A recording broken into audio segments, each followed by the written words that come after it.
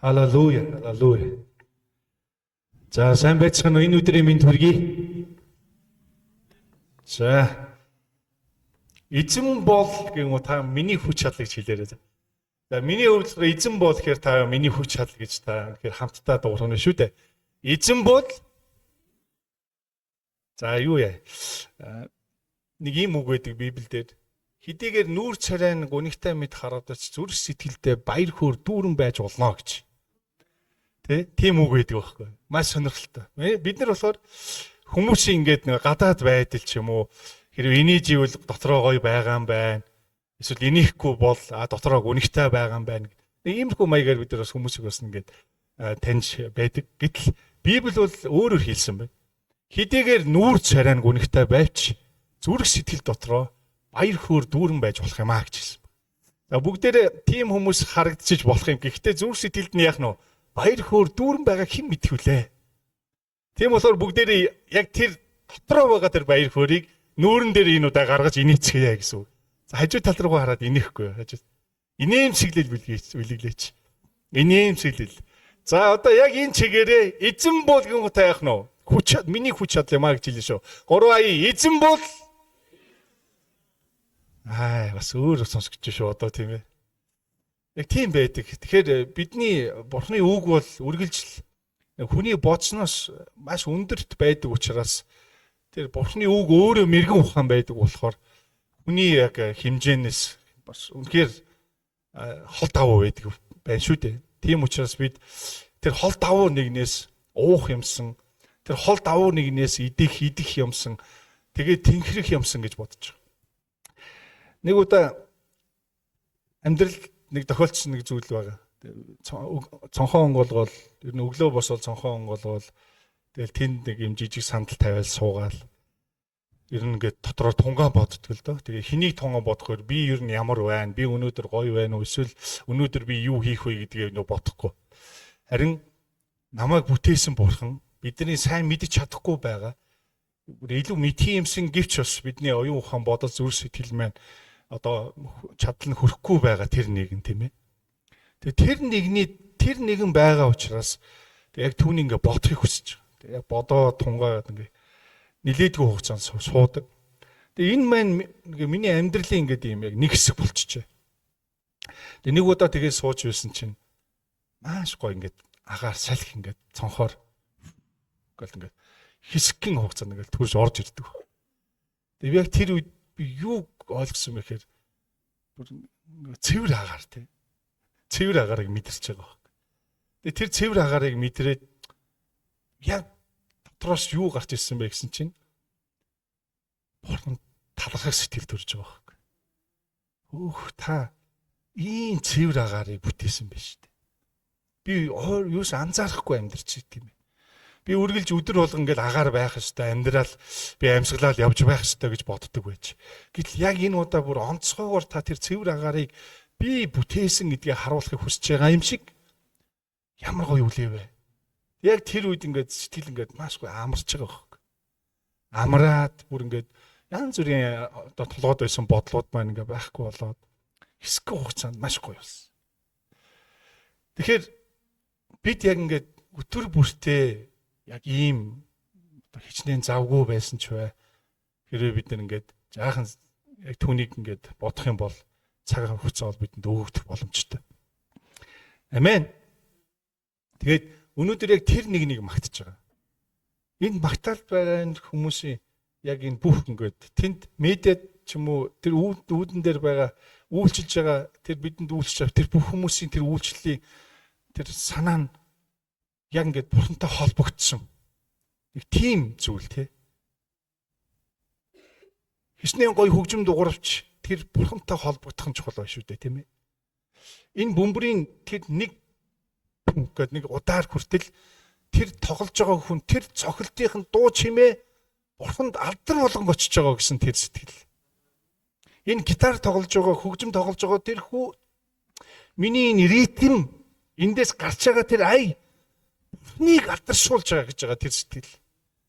Энэ зураг авч байгаа, энэ медиа бичлэг хийж байгаа энэ залуучууд маань яг тэр бүхнийг тааруулж байх тэр мөчид Миний энэ үйлчлэлээр бурхан алдарсан гэсэн тэр сэтгэл.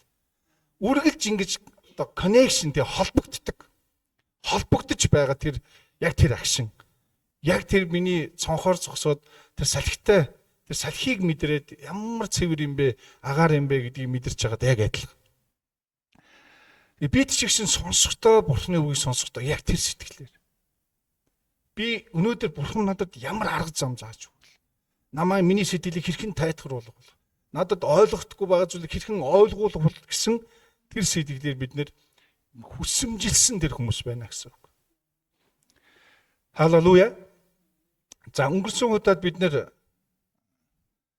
одоо номлогч буюу хончин хэлсэн үгээс бид нар ингээ грекээр орчуулган ингээ харах номлогчийн үгсгээд монгол дээр байна. Гэхдээ энэ хончны сургаал гэсэн тийм үг байгаа. Яг цаад маш энгийнээр орчуулах юм бол тэр хончин хүн ингээд амьдралын туршид ингээ хүмүүстэй харилцаж үзээд дараа нь тэндээс ингээд ойлгосон зүйлсээ ингээд энэ номлогчийн үгс гэх ном дээр буулгасан тухай бид нар ярьсан шүү дээ. Тэгэхээр хүн зөвхөн бурхан дотор л нөгөө бүрэн дүүрэн сэтгэлтэй байж чадна гэдгийг л номлогч маань амьдралаасаа ойлгоод бурхантай хүмүүс өдөр бүр холбогдоосоо гэдгийг тухай бичсэн байна. Хүсэж бичсэн байна. Энэ хүслийг нь хэн өгсөн бэ гэсэн чинь янз бүрийн хүмүүсийн зүрх сэтгэл дотор ажилласан Бурхны сүнсээр тэд бичсэн юмаа гэж бичсэн байна. Номлогчийн үгсээр. Олон хүмүүс байсан. Тэр олон хүмүүс өөр өөрийн амьдралдаа янз бүрийн цаг хугацаанд он жилүүдэд янз бүрийн саад бэрхшээлээр туулж явахдаа эргүүлээд яг нь тэднэр дамжуулан бурхан тэдгээр цагтлуудыг хүн төрлөختөнд үлдээсэн. Энэ нь өөрийнх нь үг. Тэгээ өнөөдөр бүгдээр хамтдаа энэ бүгдтэй холбоотой бурхан биднийг хэрхэн амьдраасаа гэж хүсэж идэг юм бэ гэдэг талаар хамтдаа хуваалцах. Тэгээ илүү мэдхийн тулд Библиэс бичээсээс бүгдээр харъя. 10 дугаар бүлгийн хончны сургаал үгс, номлогчийн үгс. Энэ 10 дугаар бүлгийн 1-ээс 4 дугаар хэсгийг хамтдаа харъя. Энд ингэж бичсэн байна. Үгсэн ялаа тансаг үнэр тосыг өмхийрүүлдгийн адил өчүүхэн тэнэглэл мэрэгэн ухаан алдар хүндийг давмгайлдаг гэж хэлсэн байна. Цааш нь ухаанд хүний зүрх баруун тийш нь хөдөлдөг бол мунхын зүрх зүүн тийш нь давуулдаг гэж хэлсэн байна. Тэгэхээр мунхан хүн замаар явахдаа хүртэл мэдрэмжгүй байхаагаад мунхаглалаа хүн бүрд мэдэгдүүлнэ гэсэн. Дараа нь захирагч чинь чамд хилгэнэх аваас байр сууриа бүү орхи. Учир нь тайван байдал ноцтой гимигч зайлуулдаг гэж бичигдсэн байна. Энд үргэлж юм харьцуулсан зүйлсийг ярьсан байна. Харьцуулсан.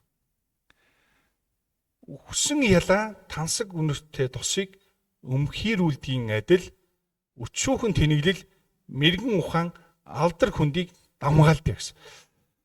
Өчүүхэн тэнэглэл гэдгийг бүгдээрээ харъя л да. Өчүүхэн тэнэглэл гэж яг юу юм бэ? Асар их тэнэглэл гэж байх уу? Өчүүхэн тэнэглэл гэж байх уу? Энэ өчүүхэн тэнэглэл хаана гардггүй гэхээр тэр зурвас мөчөд л гардаг гэсэн үг. Хүний тэр зурвас бодолтлыг яг тэр хэмжээнд л гарч ирж идэг тийм мунхаглалын тухай ярьж байгаа. Тэгэхээр эндээс бид эзэн биднийг ямар байгаасаа гэдгийг хүсэж байгаа вэ гэхээр хэрв өдөр бүр миний хүмүүс надтай холбогдохгүй бол тэр зурвас мөчөд өчүүхэн тэнэглэлүүдийг гаргаж амьдрах болно гэж хэлж байгаа гэсэн. Хамт байна уу? Тэгэхээр нөгөө өглөө бүрийн нөгөө яг тэр эзэнтэй коннекшн тэр холбогдох тэр холбоосыг хүсэж байгаа тэр хүн. Өдөр бүр эзэнтэй холбогдохыг ирмэлзэж байгаа тэр хүн. Тэр өчүүхэн тэнэглэлээс тэр өдөр надад тэр өчүүхэн ч гэсэн тэнэглэл байхгүй төлөө эзнийг тунгаан бодож байгаа тэр хүн байх нь биш үү дээ. Зорилго нь юу вэ тэр гэдгийг бичээс нь номлогч нь өөрөө тэгж хэлж өгч зааж өгч байгаа. Хэрэв үгүй юм бол тэр жижигхэн ялаа, тэр тансаг үнэртэй өгсөн ялаа тийм ээ, тэр досыг өмхийрүүлдэгтэй адилхан гэдгийг үргэлж жижиг хэмжээсээр авч үтсэн байна. Агуу том батхнууд ирээд ч юм уу олон тоомондор юус яриаггүй. Сүрэг ялаа ирээд тэр досон дээр буугаад тэгээд тэр ангиллун үнэртэй тос ялзарна гэж юус хэлэв. Яасан гэсэн өгсөн ялаа гэд ганцхан тоон дээр явж байна. Өгсөн ялаа. Тэр жижигхэн ялаа мөн тэр жижигхэн монхоглол хоёрыг бид харьцуулж бодох тухай эзний үг биднэр зааж байна гэсэн. Хамт өнө ах тусаа. Тэгэхээр өглөө болгон чимээгүй цаг хий гэж ингэж хашгичж хүмүүсийг ятгаж тийм зүйл рүү хүмүүсийг үнэхээр та нар хийвэл сайн гэсэн ийм ерөнхий тийм утгаараа ятгах бус харин яах нь. Тэр өдөр надад өчүүхэн ч гэсэн тэнэглэл миний бодолд зурвас ч гэсэн орж ирэхгүй тулд өглөө босоод түүнийг тунгаан бодож байгаа гэсэн. Өөрийг нь бүтээсэн нэг. Та хамт байгаа бол амен. Аллилуйя. Тэгээд мэрэгэн ухаан алдар хүндийг дамгаалдаг гэдэг нь бурхан өөрийнхөө тэр сүр жавхлан тэр байдлыг энд дурдж өгч байгаа. Би уг нь тиймээс зүрх сэтгэл минь баярлаа гэж байсан хүн түүнийг алдаршуулан магтаж байсан тэр хүн хэсэгхэн зурвасхан хугацааны дараа нөгөөх өчүүхэн тэнэглэлээс болоод түүний алдар нэр хүндийг доосон болгож байгаа гэсэн санаа авч.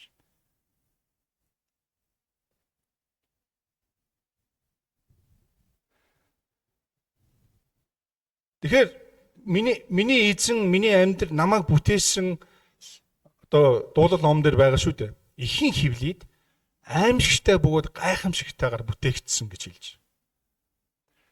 Тэгэхээр хүмүүс ихийн хөвлөд тэр хүүхэд хэрхэн бүрдэж байгааг ч мэдэхгүй байж юунд ихэрх нь вэ гэж номлогч хэлж байгаа. Мөн бүтээгч бурхан энэ огторгүй галакси одон орон одоо юу гэж нэрлэж болох вэ? Энэ бүх энэ эргэлдэж байгаа энэ дэлхийн ертөнц энэ жилийн дөрвөн үлрэл яг таг ингэж таарч байдгийг зохицуулсан тэр бурхан энийг бүтээсэн. Тэгээ дэлхий өөрийнхөө одоо тийм ээ биеийнхээ хазаалт нь 12 13 хэм байдаг учраас сарн дэлхийтэй ойрхон байдаг учраас дагуул гариг байгаа учраас далайн давлгаа үргэлж давлгаалдаг. Хэрвээ далаа давлгаалдгүй байсан бол тэр дорх амьдрал бүгд мөхөх байсан гэдэг ч юм уу. Энэ бүх ингээд шинжлэх ухааны баталгаагаар батлагдсан зүйлсийг хүмүүс ярьдаг. Гэтэл эцэстээ энэ шинжлэх ухаан нь мухардах үед нэгэн мэрэгэн хүн хэлсэн байна. Хүн төрлөختний шинжлэх ухаан гэж ярьж байгаа тэр зүйл нь мухардах үед бурхан гарч ирдэг юм а гэж. Бид шинжлэх ухаан гэж ярьснараа бүхнийг аварч чадахгүй байгаа байхгүй. Өвчнөд бид нар даруулдаг. Бид тэр бүгдийг хичнээн шинжлэх ухааны тэр ололт амжилт энэ дэлхийгээр дүүрэн байлаа гэдэж түүний ард гарч чаддаг.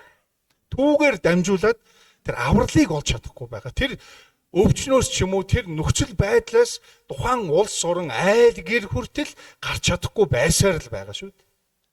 Гэтэл номдогч энэ бүгдийг амьдралынхаа туршиж үзээд эцсийн дүндээ зөвхөн бүхнийг бүтээсэн Бурхны гарт бүх зүйл байгаа юм байна. Түүн дотор хүний амь байгаа юм байна гэж хэлсэн. Тийм учраас амьд байгаа сэрүүндээ амьд ахуйда бүтээгчээ санаж амьдраа гэж үргэлж намлсан. Залуу байсан ч тэр залуу насныхаа тэр сайхан ааг хүч төлөөр бүтээгч тийм дөлтөө байх үедээ ч бүтээгчээ сан. Ахмад наслаад уурч байх тэр үедээ ч толгой тэр шанчигных нь ус бууралдсан тэр үедээ ч бүтээгчээ санаа гэж хэлж. Тэгэхээр цааш нь бүгдээрээ харъя. Өглөө бид сууж байгаа тэр зорилгыг харлаа. Яагаад гэж тунгаа бодох шаардлага байгаа юм бэ? Мэдээж та бүгдээс өглөө босоод хүү хаагээ гараа явдаг хүмүүс байна уу гэж асуувал ер нь бол тийм нэлээд тийм түгээмэл асуулт. Хариулт нь ч гэсэн түгээмэл байх магадлал өндөр байх л да. Ер нь бол ихэнхдээ хүү хаа гэж гарч байгаа. Маш завгүй учраас. Өглөө босоод шууд өнөөдөр юу хийх вэ гэж боддог нь миний дадал зуршил болчихжээ. Харин би Бурханд итгэснээс хойш миний амьдралын хэмнэл өглөө босоод бүтээгчээ тунгаан боддог хүн болсон. Хамт байна уу та? Зорилго нь тэр байх. Тэр өдөр тэр өчүүхэн тэнэглэл надад байхгүй тулд л тэр тэнэглэл нь ямар үр дагаварт авчидгүй гэсэн чинь алдаршуулн магтаж байдаг. Намайг аварсан Бурхан гэд түүний нэр хүнд алдрыг нь дорд болгож байгаа. Тийм үр дүн авчирч байгаа. Тийм учраас би тийм хиймэргүй. Би Бурханыг алдаршуулмаар байна. Би Бурханыг үнэхээр хамгийн дээд нэгэнд тооцсоор л баймаар байна. Надад ямар нэгэн саад бэрхшээл юу ч тохиолдож байсан бэ?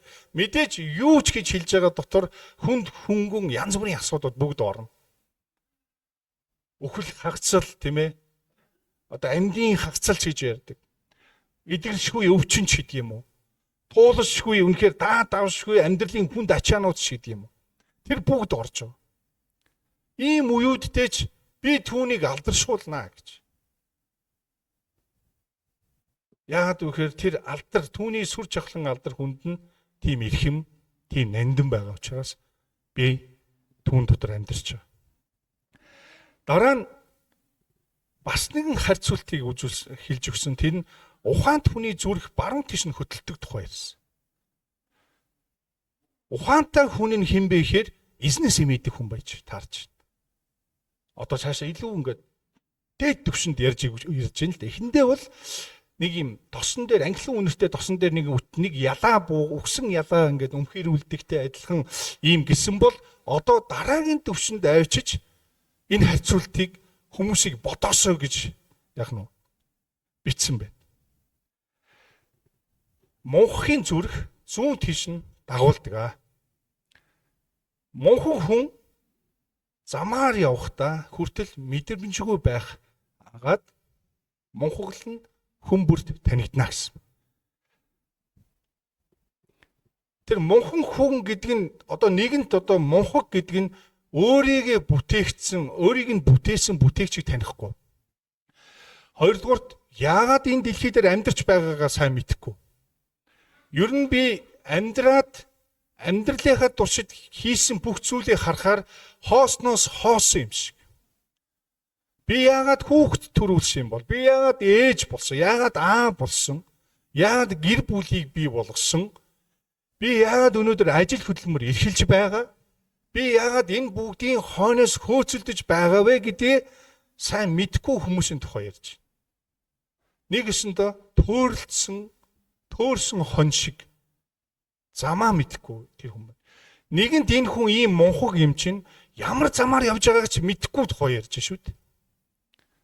Өөрийг нь сүрүүлэх замаар явж байна уу? Өөрийг нь юу ч хуухай хоосон болгох тэр замаар явж байна уу? Өөрөө тэр тийм ээ. Яг энэ бүгдийг танихгүй гэж мэдэх боломжгүй. Харин ухаант хүн нь ямар вэ гэсэн чинь ухаант хүн нь баруун тийш хөтлөгддгөө гэж хэлсэн.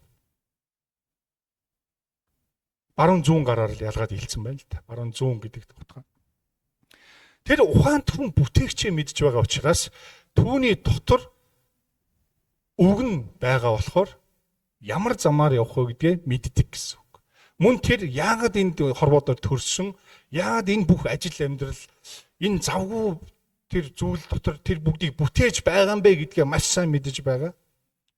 Тэгээд эцэст нь хаана очих вэ гэдгээ мэдэж байгаа тэр хүн байна. Энэ хүн нь түүнийг зүрх нь баруун тийш нь хөтлөнө гэж. Зөв рүү хөтлөнө гэсэн санаа авч.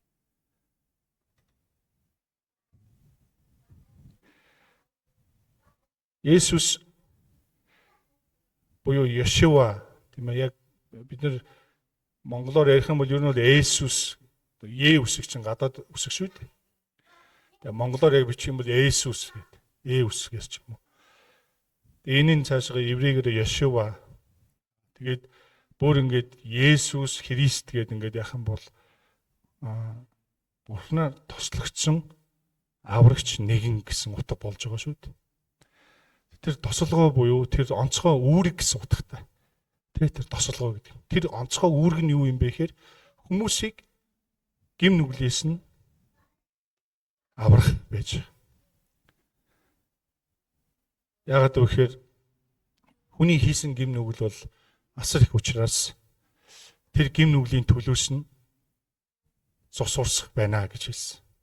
Тэр хүн амиа өгж ижил тэр гим нүглийг төлнө гэсэн чинь нөгөө хүний цус нь бохир болчихсон. Яагаад бохир вэ гэхээр ертөнцийн олон янзын зүйлсээр зүр сэтгэл нь сүлбэгдсэн байдаг учраас цус нь цэвэр биш учраас тэр хүнийг аврах боломжгүй. Юунаас гим нүглийн болчлоос. Тиймээс Есүс тэр Бурхны хүү Яшуа хүн төрлөختнийг аврахаар томилогдсон тэр аврагч эзэн хүн төрлөختний гим нүглийг үүрэх боломжтой байсан гэдгийг Библийн том зургаар бид нар ойлгож авдаг.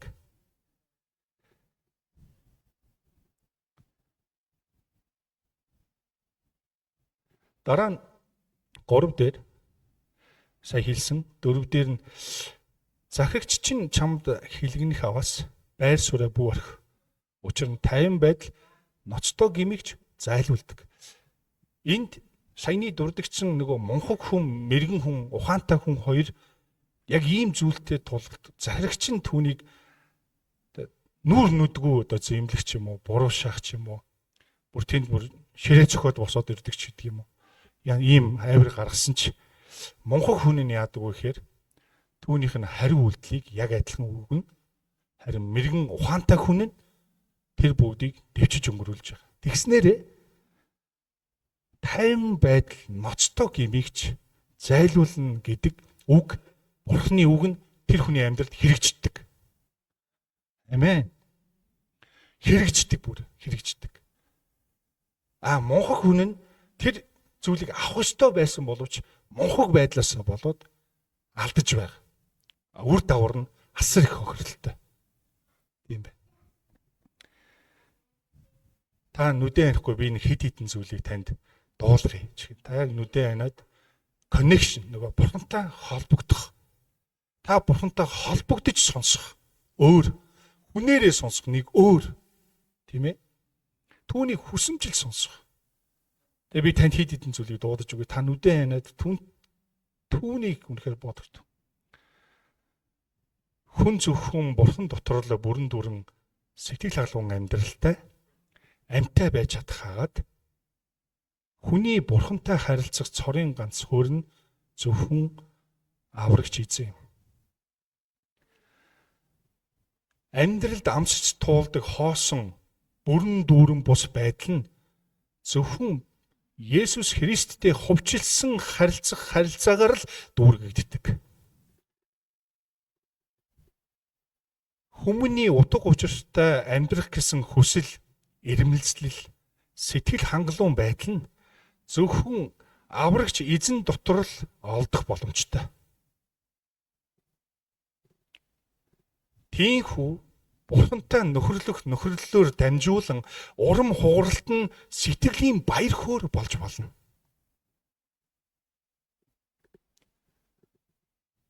Газар дээрх амьдрал буюу наранд орох амьдрал нь амьдралын өөрийнх нь түлхүүрийг өгч чаддаггүй. Тиймд хүн зөвхөн дэлхийн амьдралыг явцсан хүрээнд харах бус харин Бурхныг харж түүнд итгэж эмээдэг байх учиртай бүлгөө. Хүн өөрөө захирч эсвэл зохицуулж чадахгүй зүйлс амьдралд олон тохиолдно. Хэдий тиймч итгэлээр Бурханд итгэх итгэлээр Бурхны ажил үйлс хамгийн дээд мэрэгэн ухаан дотор амар тайван байж чадна. Таныг дахин уриалж байна уу эзний үг? Номлогчийн үгс таныг үгээр уриалж байна. өдөр бүр Бурхны талаар бодож тунгааж амьдрах тун. Бүгдээрээ нэгэн дугаар амин. Түүн далдар нь байх болтугай. За, эзэн далдрыг өргөцгөө.